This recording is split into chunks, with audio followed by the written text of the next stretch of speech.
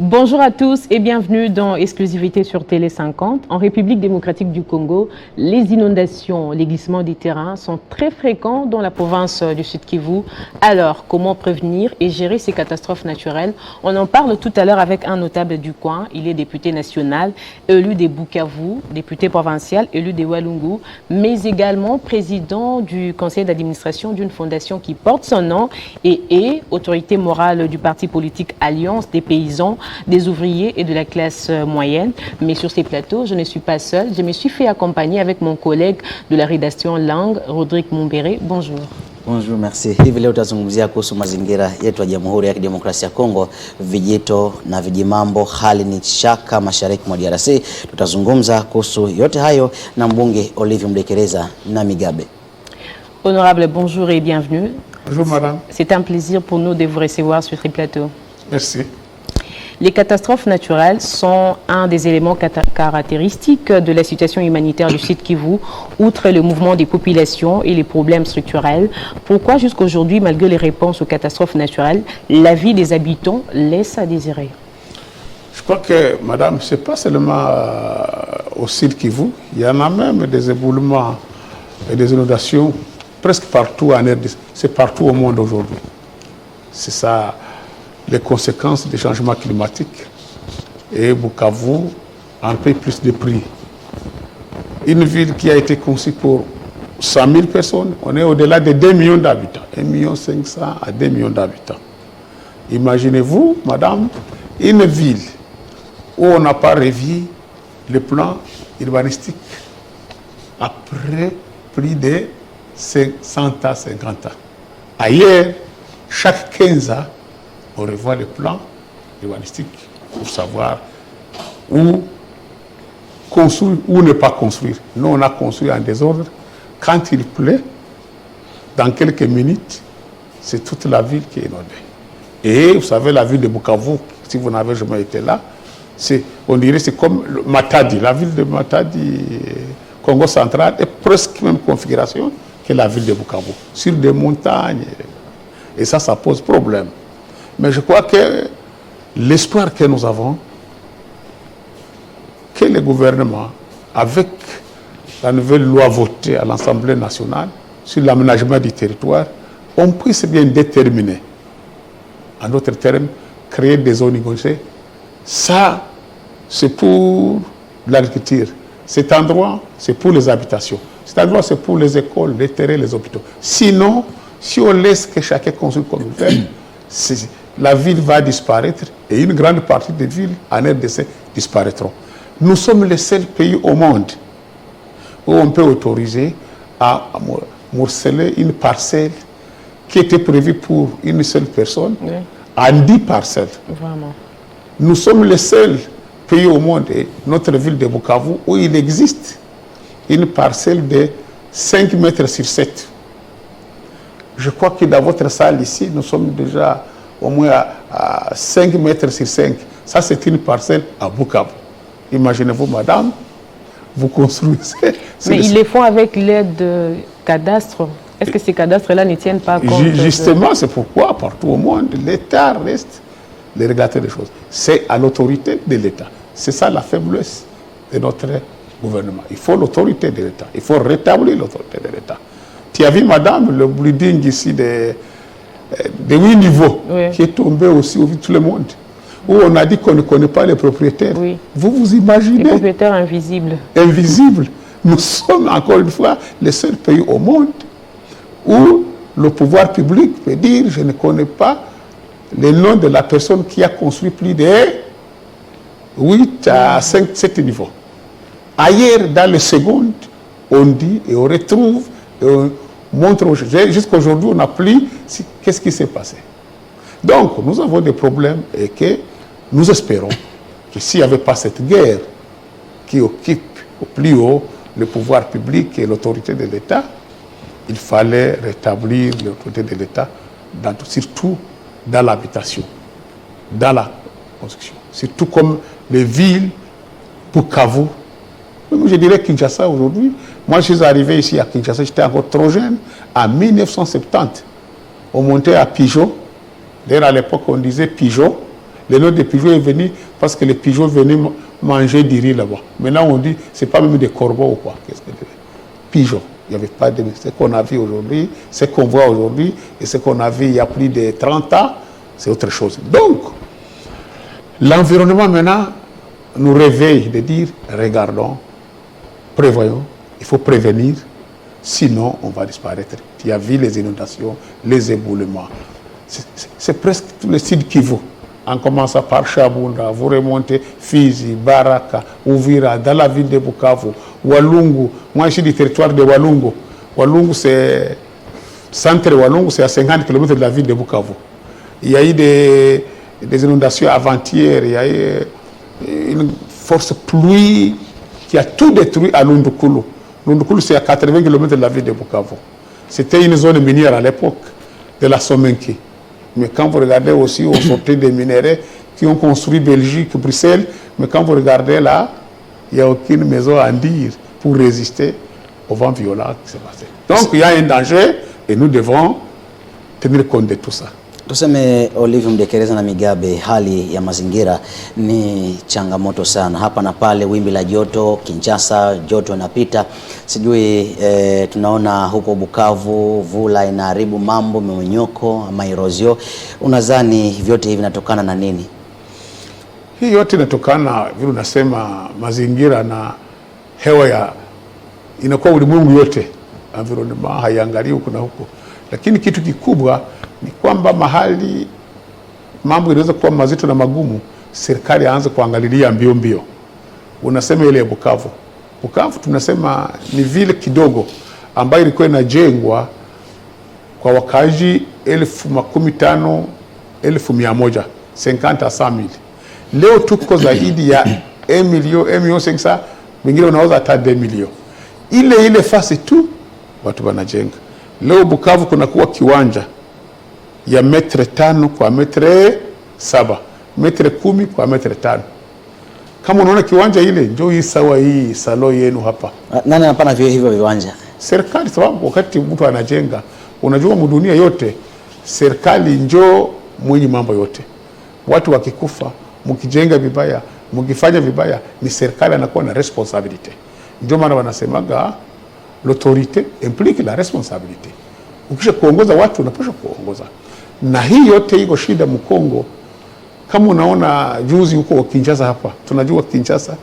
Nilifika hapa Kinshasa ningali kijana. Amini sasa utantuiti. Hii vile ya Kinshasa ungalienda kule Pigeot. Walikuwa wanasema kule ku Pigeot. Maana yake ni mapigeot zinakuwa kukula mchele ilikuwa proper. Lakini leo wanasema hapa kama ni korobo haiwezi hata kufika. Iko mchafu fasi yote. Hata hapa mjini kuna kwa uchafu ukienda hapa na pale. Ukiona plastiki, ukiona gisi maji inafanya na majengo kiolela. Tuko nchi ya kwanza dunia ambapo mtu anafika, anapenda tu hapa na anajenga nyumba yake. Anakamata parcelle yake, anaikata vipande vipande. Dunia nyingine hawawezi kukubali parcelle ya 30 metres sur 40, 20 metres sur 30, ndio standard manorme zile. Baikate mara 10. Hapana, haiwezi hata fasi nyingine mbele unapakala rangi kwa nyumba yako.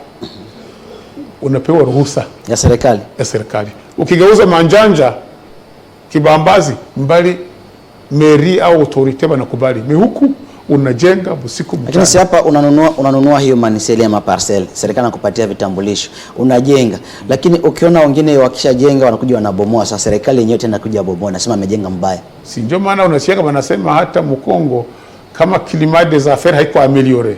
Ni climat en général inakuwa insécurité juridique et judiciaire. Unawenga mtu mwingine anasema si kwako. Na unaona ile mfano ya hii nyumba ilibomoka hapa Kinshasa. Nyumba ya etage 8 inabomoka, inaanguka magharibi mchana. Wanafanya ine semeni hakuna mtu alijua. Wanasema habajui mwenye nyumba, nani aliyotoriza, nani mwenye nyumba mdunia yote. Mtu mwenye kwa Bulaya fasi yote mdunia aliona ile maneno. Kufika Mkongo atasema ile inchi insécurité juridique et judiciaire, climat des affaires n'est pas garanti. Sasa inakuwa boga na ni shida ile. Tunapaswa kufanya nguvu yote. L'autorité de l'État iwe rétablie. Serikali anasema hawezi kufanya. Ona leo vita leo mbarabara hapa. Wanasema ba motari wanapita mu boulevard, mitogari, polisi ni kugombana. Haiwezekani. Tena wameanza fika Gombe. Voilà. Hii ni shida. Hii environment mazingira kama inaharibika leo, na sisi wenyewe tunaharibisha, sababu buchafu ya machupa tunafunga mivurege, tunakamata buchafu ya munyumba, madeshe manaja mudunia yote. Deshe ni industry kabambi, na serikali anakamata ile kumkono. Fasi ingine 5h du matin ile buchafu yote bana ilokota. Si kwetu huku unatupa barabara, unafunga kanivo, mvuli inanyesha, na hii changement climatique, mvuli inanyesha nyingi, jua inakuwa kali, tutakufa, tutaishi vibaya. Serikali akamata ile kumkono mbio mbio. Sud Kivu iko na magumu sana. Ukienda Shabunda, ukienda Kalehe, ukienda Uvira, ukaenda Baraka, ukienda Fizi, Walungu, jana mimi nazaliwa Walungu, territoire ya Walungu, juzi kuko 3 jours kule Lundukulu mvula ilinyesha mingi, mupepeo mingi, hata mvula ya majiwe ya kuharibisha mimea. Nyumba zote manjanja, ma centre de santé, mahopito bilibomolewa, bilibomoka. Na ili ilikuwaga nini? Ilikuwaga zone miniere, sababu Somenki, Société Minière du Kivu, Simenki kuba Belge, njo mali ilijenga Bruxelles, Belgique, ilitoka pale. Or, Caserit, Colta, Wolfram, pale. Lakini hawezi kutana nyumba ya beto ya nguvu. Ndio maana mali inaporwa inaenda nje kuliko kujenga mwingine. Hii yote ni environment nayo pia. Environment ni kitu kusema environment sasa sijui vile makondisio mzuri. Bana nchi wanaishi mkondisio mbaya. Barabara hakuna. Mabarabara zetu zenyewe zinaharibisha environment. Juu ni mabarabara za matope. Mvuli ikanyesha, watu wanakamata jembe, wanabomola barabara. Mazingira yanaharibika. Tusa. Hata masoko wengine wanauza vitu vya kuchafuka. Sababu tuko na barabara za Kongo zote ziko 153,000 km de route. 1156. Barabara zile zote hakuna hata 2% yenye iko na lami goudron. Sasa unaona environment iko shida ile nayo. Tunasema serikali leo hii mali kidogo iko inapata mamini iinvestire mu mabarabara. Barabara zikakuwa mzuri, environment itakuwa mzuri pia, sababu watu wataenda kujenga vizuri, watapumua, barabara haitaharibika, mmomonyoko itapunguka kidogo. Na ingine ndio mambo ya environment. Sisi tunasema twende mwa ile projet kusema bazungu balifanyaga kila lupango iko na muti. Ukienda kwetu kule ku Sud Kivu, nilienda Mkongo mote, hata huko Bandundu, unakutana kila familia mko muti ya avocado, mko muti ya prim, mko muti ya mango. Hapa Kinshasa ukiangalia malupango kule Gombe, makampani, fasi yote utakuta mkila lupango huko muti ya mangue, avocado. Meme ukiona example yetu Palais du Peuple, ba Chinois badilika initiative bakapanda hata na miti mangi. Kila siku naonaga watu population iko inakuja kuchuma. Hewa mzuri, matunda nakuja. Hata mimi niko nakuambia niko mbunge. Niliinisie ile projet ya kupanda mamiti. Je dis produire 1 million d'arbres.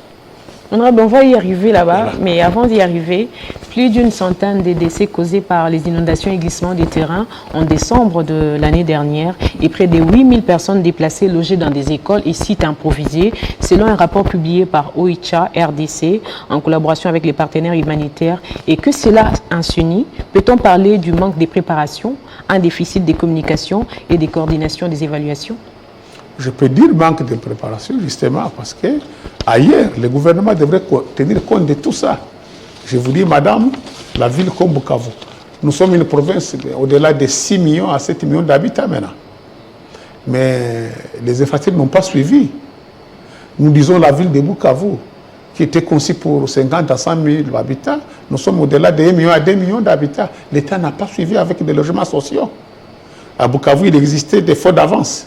C'est comme ici à Kinshasa, quand vous regardez Bandal, il y a des maisons de style que le gouvernement construisait à l'époque. Les colonialistes belges, donc les Belges, ils prévoyaient le cité des indigènes qui disaient la grande ville. Quand vous regardez la ville de Kinshasa, il y avait une sorte de ceinture. Vous regardez ici, 24, vous descendez, la rivière Gombe séparée, centre-ville, ma campagne ici à Gombe et à Bukavu, il existait des cités, des quartiers construites en faux d'avance, comme Kadutu, Bagira, Ibanda, la ville. Mais aujourd'hui, l'État n'a pas suivi. Et nous, j'ai fait des propositions pour dire au gouvernement, les logements sociaux. Il faut créer des partenariats privés-publics avec des partenaires, des promoteurs immobiliers. Il faut même exiger, c'est ça, CNCC à l'époque, les services comme OZAC, OGFREM, SONAS, CSC, toutes ces entreprises-là font l'argent qu'ils gagnent, les bénéfices il faut investir dans l'économie en construisant des logements sociaux. Honorable, mais faire des propositions, c'est bien. Mais est-ce que les interventions humanitaires déjà déployées sur les terrains sont canalisées? On ne peut pas compter seulement sur les humanitaires. Supposons aujourd'hui, vous êtes, madame, vous suivez ce qui se passe à Goma. Nous avons toutes les catastrophes du monde, les sites qui voient connu tant de catastrophes, de calamités. Si ce n'est pas la guerre, c'est le volcan. Si ce n'est pas les volcans, c'est les éboulements. Si ce n'est pas les éboulements, c'est les érosions. Et les sites Kivu, les Kivu en général, c'est ça les grands Kivu. Goma, Maniema, Sud Kivu, c'est aujourd'hui de la catastrophe partout. Vous ne pouvez pas arriver à Goma aujourd'hui en quittant Bukavu parce qu'il n'y a plus de routes. Depuis les événements de Calais, il y a maintenant une année et demie. Et on a perdu plus de 400, 500 morts. C'était des éboulements, des érosions. Aujourd'hui, il y a les montées des eaux du lac Tanganyika. Tout ça a avalé la route qui va Fizi, Baraka, jusqu'à Kalemi, jusqu'au Grand Katanga. Dans le Grand Katanga, donc c'est-à-dire au Katanga, vous passez par le Tanganyika. Cette route n'existe plus. La montée des eaux du lac Tanganyika. Mais ce sont des routes qui ont été tracées par les Belges il y a plus de 80 à 50 ans. Mais le gouvernement devrait maintenant prévoir aussi de nouvelles routes. Quand vous regardez la Chine, des routes étaient, mais il y a maintenant des routes aériennes.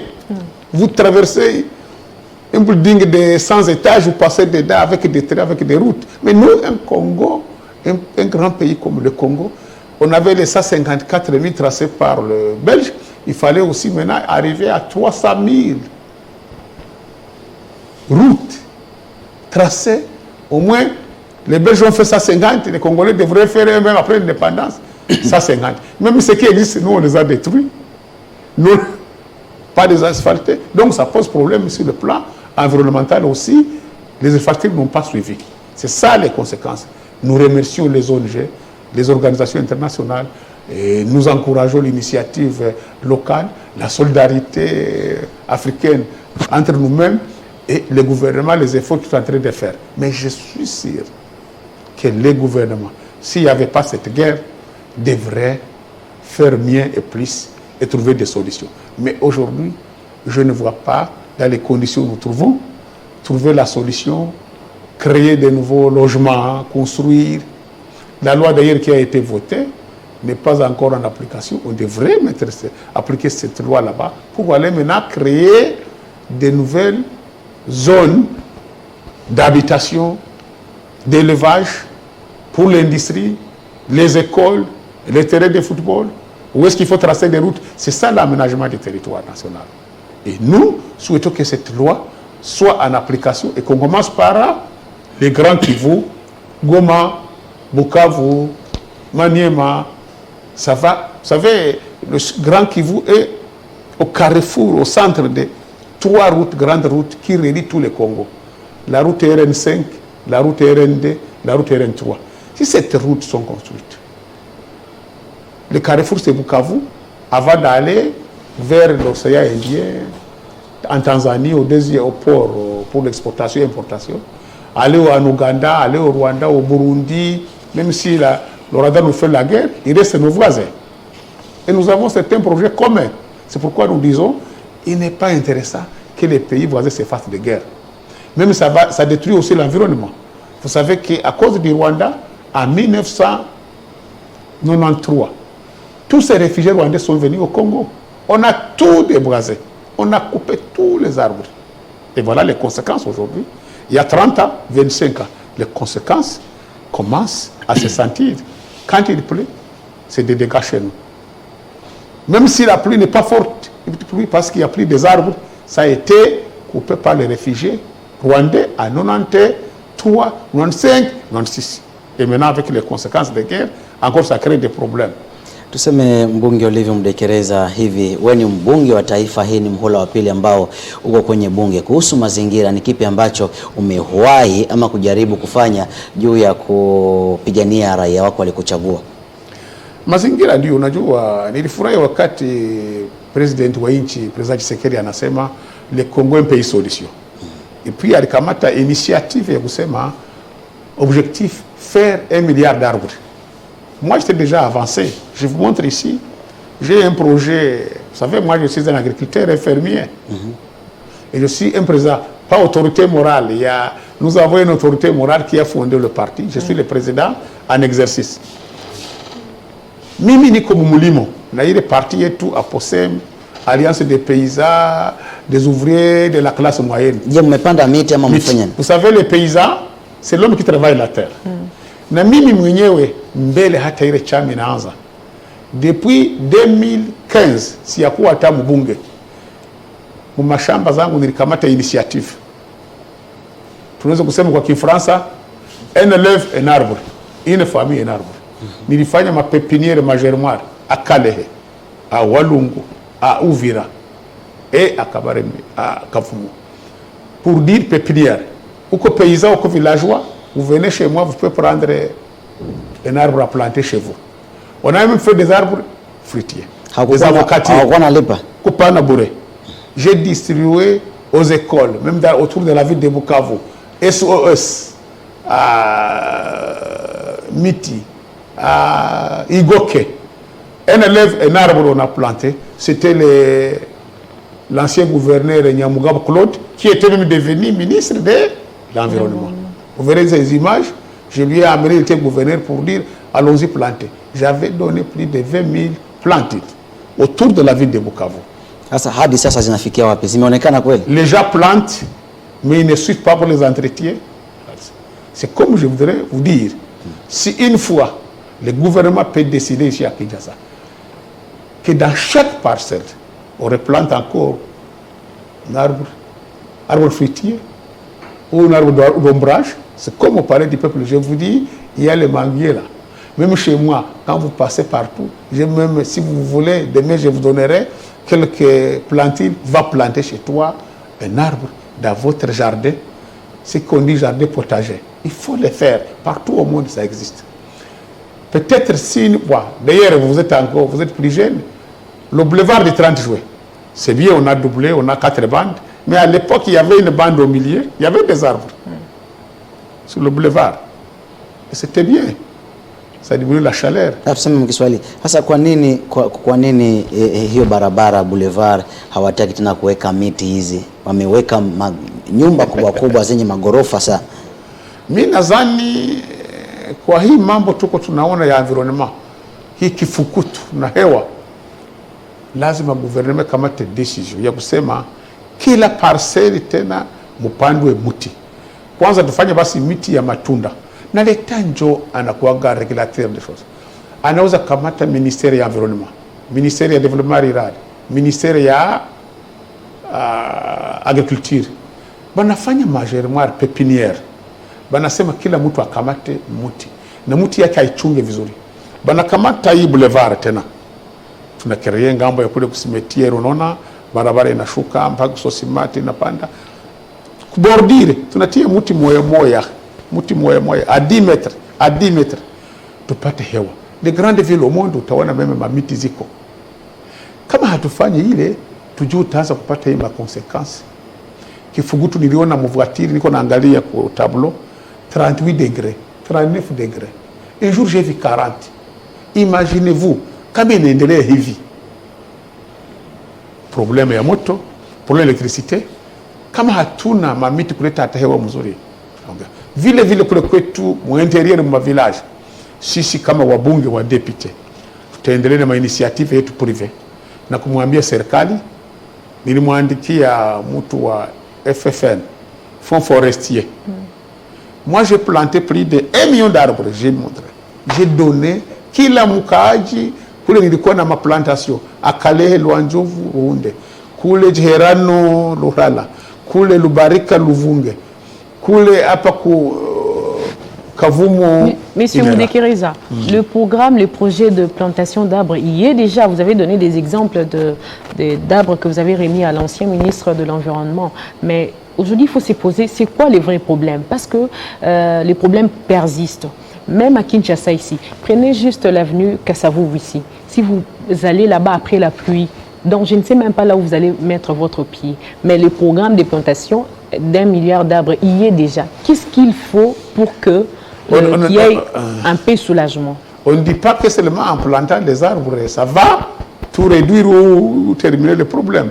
Il y a aussi les problèmes, ce que j'ai dit, aménagement du territoire, l'urbanisation. Il faut redimensionner nos canaux d'évacuation d'eau. Si, dans un quartier, on a construit à l'époque 100 maisons, il y a eu des canaux prévus pour les 100 maisons. On est déjà à 1000 maisons. On n'a plus redimensionné ces canaux. Comment ça va évacuer des eaux? Ça, c'est un problème. Autre, les services d'assainissement et d'hygiène, pour que dans chaque maison, dans chaque famille, on respecte à gérer leurs déchets ménagers. S'il n'y a pas la gestion des déchets, cette ville de Kinshasa va être le plus grand risque de vivre. Tu as vu, madame, j'ai vu moi-même, souvent quand je monte chez moi à ma campagne, je passe par Mokoriko, là vers le Drôme. Il pleuvait. J'ai vu des gens dans des maisons venir avec des sacs et des bouteilles, mettre dans le canalisation. Comment voulez-vous? Il faut qu'il y ait l'autorité de l'État. Il y a ces services d'hygiène, d'assainissement. Chaque fois, c'est comme c'était à l'époque. Dans chaque famille, vous devrez construire au village un compostière. Tous les déchets ménagers qui mettent dedans. En ville, il y a les poubelles. Et il y a des sachets. Vous mettez vos déchets. Et chaque 2 jours ou une semaine, il y a les services de ramassage. J'ai suivi avec vous que le chef de l'État, quand il était en Turquie, il y a des sociétés qui viendront gérer les problèmes des déchets. Mais partout au monde, ça doit être souveraineté. Donc, c'est-à-dire des entreprises où l'État lui-même, la mairie, le bourgmestre, vous allez en Europe, dans chaque quartier. Moi-même, j'habite un appartement en Europe. Là où j'habite, je paye les frais de ramassage des déchets. Même si je ne suis pas là, chaque maison, chaque individu, dans votre facture de la régie des eaux ou de la SNEL, l'État sait comment il peut faire ça. On paye cet argent et ce service est là pour ramasser les déchets. Vous avez les sachets pour les cartons, vous avez les sachets pour les verres, vous avez les sachets pour les déchets ménagers. Tout ça, c'est bien trié au départ. Et c'est encore aussi notre industrie, parce que ces mêmes déchets, on fait aussi les transformer. Mais vous pensez que cela pourra réussir quand même, puisque quand il faut ramasser tous ces déchets-là, il faudra aussi réserver un endroit où aller jeter tous ces déchets. Voilà. C'est ça aussi un autre problème. Ça revient toujours à la responsabilité des gouvernements. Les gouvernements, l'État partout au monde a une grande responsabilité. Et c'est pourquoi vous voyez que pour qu'un pays se développe, c'est l'autorité de l'État. Vous imaginez, madame, ça fait aussi partie de l'environnement. Vous êtes dans une route, un autre chauffeur passe dans le sens unique. Vous êtes dans une route de 4 bandes, on double, on crée 8 bandes. Ça fait partie de la discipline, de l'autorité de l'État. Tant que l'État n'aura pas rétabli son autorité, un pays comme le Congo, nous allons avoir des difficultés énormes. Parce qu'un pays, une ville de 15 millions d'habitants, c'est comme un État. Il y a plus des États qui n'ont pas 15 millions d'habitants. Nos voisins rwandais ou burundais n'ont pas 15 millions d'habitants. Imaginez-vous la capitale de Kinshasa et comme un État même. S'il n'y a pas de gestion, soit des déchets, même des réglementations pour les services de roulage, nous allons avoir des problèmes. Et ça va aussi créer des problèmes sur le plan environnemental. Tous ces sachets. Donc l'État a la grande responsabilité, y compris les citoyens. Mais celui qui réglemente les citoyens, c'est le pouvoir public, l'État, le gouvernement. Et nous disons, même si la guerre est là, il faut quand même qu'on commence à rétablir l'autorité de l'État sur tous les plans. L'environnement aussi nous pousse à réfléchir 1000 fois. Comment redimensionner nos canalisation d'eau, l'évacuation de l'eau. Vous savez, l'eau, j'étais en Israël, l'eau ici, les eaux urbaines usagées, c'est de l'or, c'est comme de l'or. Tout ça en Europe, on récupère ça. Mais voyez, nous, on les jette. Vous pouvez passer chez quelqu'un, même dans sa parcelle, il ouvre des robinets ou sa canalisation, il les jette sur la chaussée. Tu t'imagines? Nulle part au monde, sauf au Congo. Et là, nous devons changer. Monsieur Moudekireza, honorable, puisqu'on parle de plantation d'1 milliard d'arbres, des sujets intéressent. Il n'y a pas longtemps, tout le monde parlait de ça, ça passait dans presque la bouche de tout le monde. Mais aujourd'hui, plus personne n'en parle. Pouvez-vous nous dire où en sommes-nous avec ce projet? Moi, comme député, je suis membre de la commission environnement et développement durable. Au mandat passé, j'étais dans la même commission et je serai dans la même commission. Et nous avons dit, voilà, le chef de l'État a lancé ce projet. C'est maintenant 2 ans. 3 ans. Je ne sais pas s'il fait l'inventaire aujourd'hui, les milliards qu'on a parlé, si on aura même 100 millions ou un demi-milliard d'arbres. Mais pourquoi? Et pourtant, l'argent est payé. Tous les contribuables payent l'environnement. Les miniers payent l'environnement. Même tout ce qu'on consomme, il y a une taxe qui va vers l'environnement. On paye même pour ramasser les bouteilles qu'on jette. FFN, Fonds forestier national. Moi-même, je vous dis, j'ai distribué plus de 100 000 arbres 2015 jusqu'en 2020. Je n'ai pas vu même un franc de contribution des fonds forestiers. Tout l'argent que perçoit Fonds forestier, c'est lui qui devrait prendre ces projets à main, aller dans chaque village, dans les coins et recoins, créer des pépinières. Donc les fonds n'arrivent pas à leur destination. Moi, je n'ai jamais vu.